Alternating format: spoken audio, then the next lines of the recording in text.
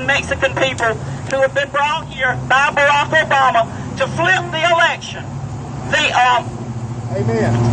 This is what it's all about, and he's succeeding. All of these illegals that are flooding across now, we have an invasion across our southern border, not immigration, an invasion. And it's speeded up lately thanks to our government arranging it. And Obama has put these people against the wills of the governors of the various states. He has put them in private homes to, contaminate those people with the diseases they have. He paid them $6,000 a household per Mexican head or Guatemalan or wherever they're from to house these people. And then Obama declared them all homeless. You can't be a homeless American unless you are an American. The reason he did that was to give every one of them welfare benefits, everything they can get, schooling, housing, food stamps, on and on, all the stuff they get. It cost America. There are not 11 million here that they're talking about giving amnesty to. There are at least 50 million, and that's really accelerated in the last couple of months because they're coming across that border hundreds of thousands. But there are over 50, I'm sure, between 30 and 50 million here right now that Obama plans to, through executive fiat, which is how he does everything. He doesn't know we have a Congress and a government and laws and, checks and balances in our government. He plans to, I don't know if it'll be prior to the November election or the 2016 election, he plans to make these people, give them citizenship. It costs the American, right now, the 50 million that are here, it costs you $113 billion a year to give them free everything. Stuff the American citizens can't get: free health care, free schooling, everything. The money they come here and make, they got it scot-free and they send it back to Mexico or Central America or Colombia or Guatemala. But they don't pay taxes, but they get tax refunds. Hey, Daniel.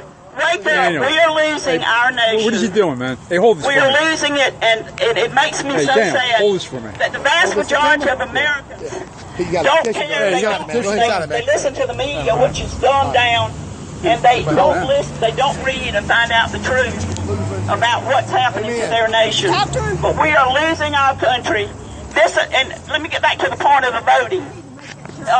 He wants to have all of these illegals vote, and so I'm working with the election commission to inform the people in the various states to make sure the election officials do not let these illegals vote. But Obama fights us. I got the help get South Carolina's illegal immigration law passed. Everywhere we pass a law, you got Obama and Eric Holder coming to undo what we did. But it's about changing the demographics of America, just as Dr. Carter told you, so that you are outnumbered. The nation that my grandfather and founding fathers fought for, he's giving away and stealing for you. Obama is a lifelong communist, and he hates America. Thank you, Virginia. Virginia, here's your sign. Okay. There's a very important point that I didn't mention earlier that I would like to get, if the Greenville News lady hasn't already left. Anyway, it doesn't matter.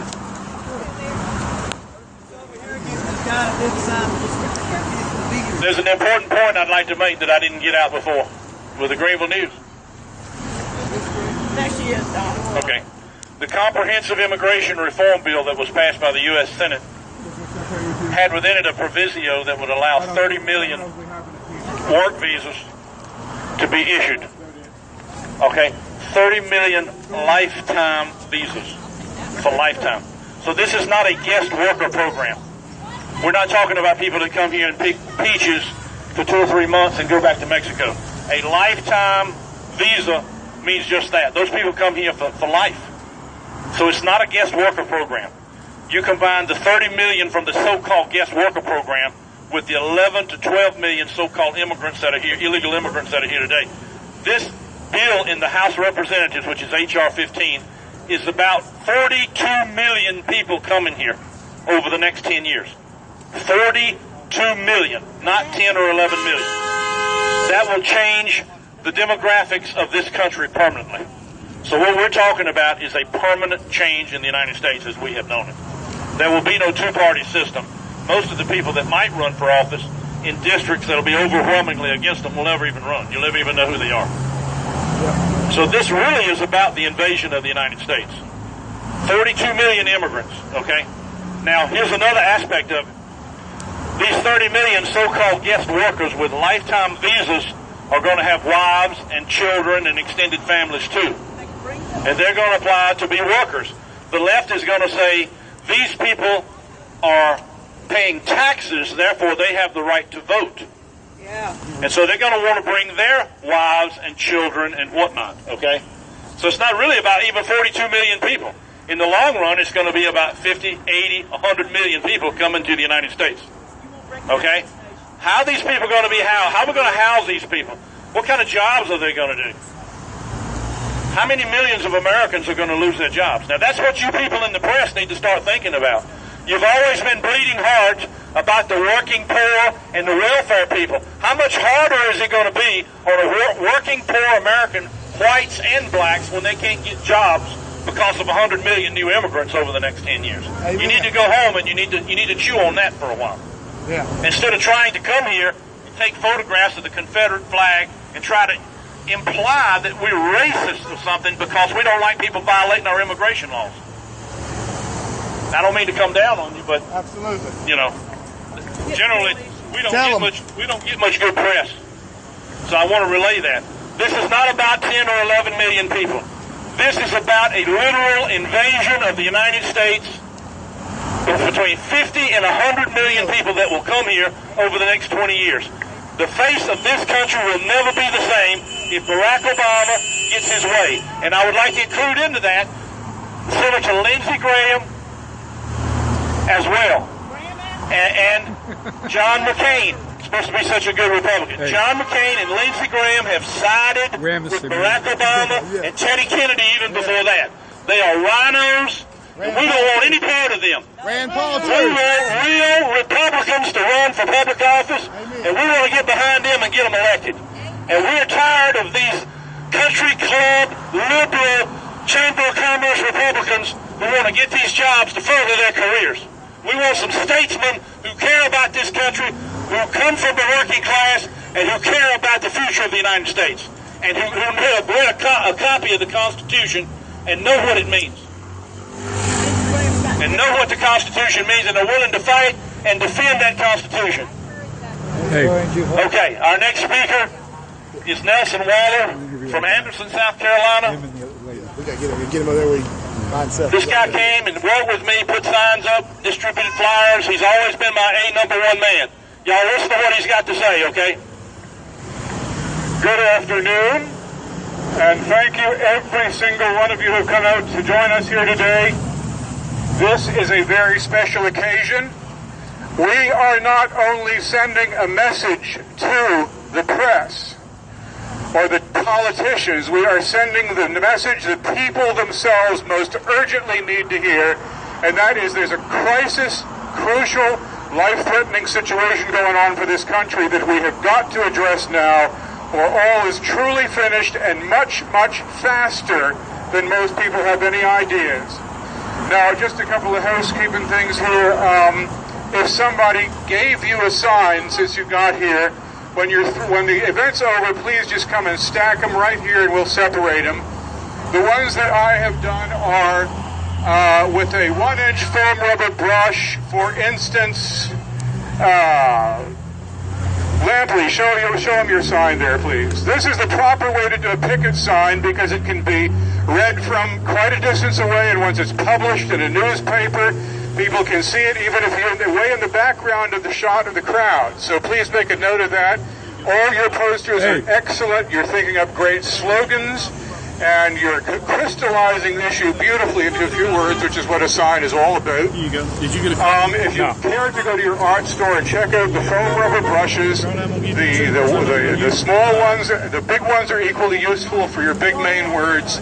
And all you need to do is get a little poster paint, dilute it slightly, and you're in business to have a sign that's of the same type that you see in grocery store front windows.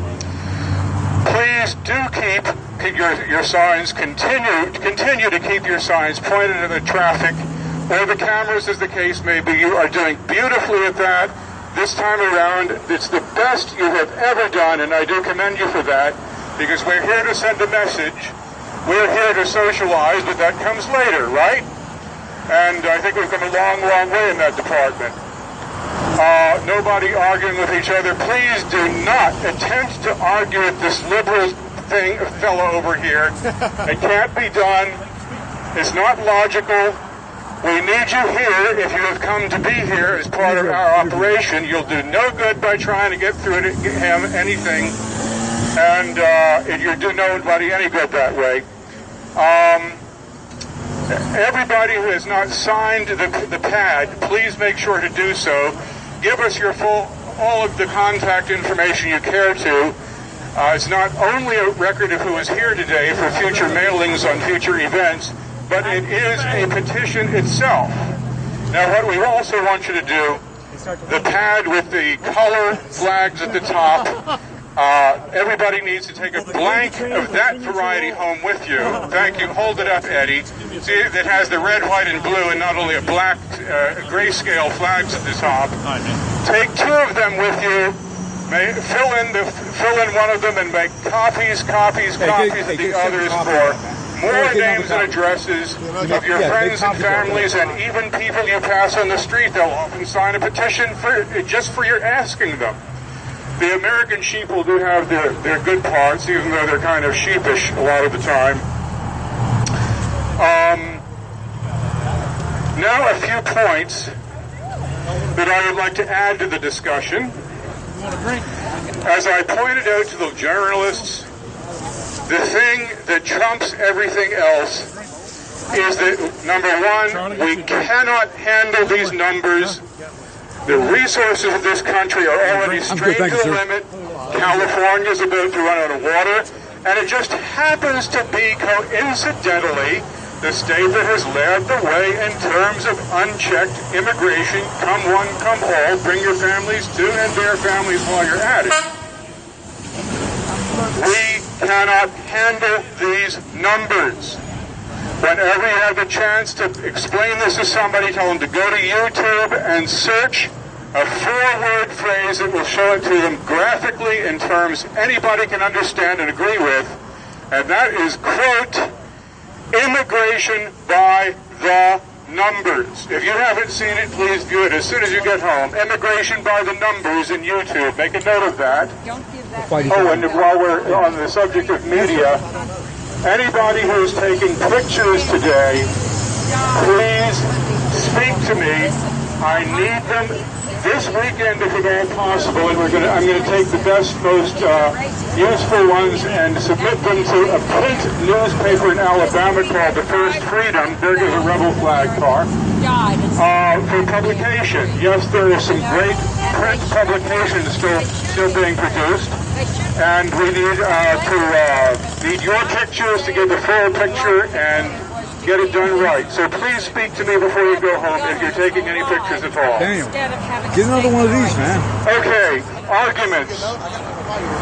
Number 2, the main thing is that we don't want the immigrants here. We're the people, we're the voters, we're the taxpayers. So that should trump everything else. Hey, excuse me, sir. Sir. Hey, sir, the flag. There you go, I got you. According to our wishes. That's why we elect our state legislators. That's why we elect our congressmen and fill the White House. It's for them to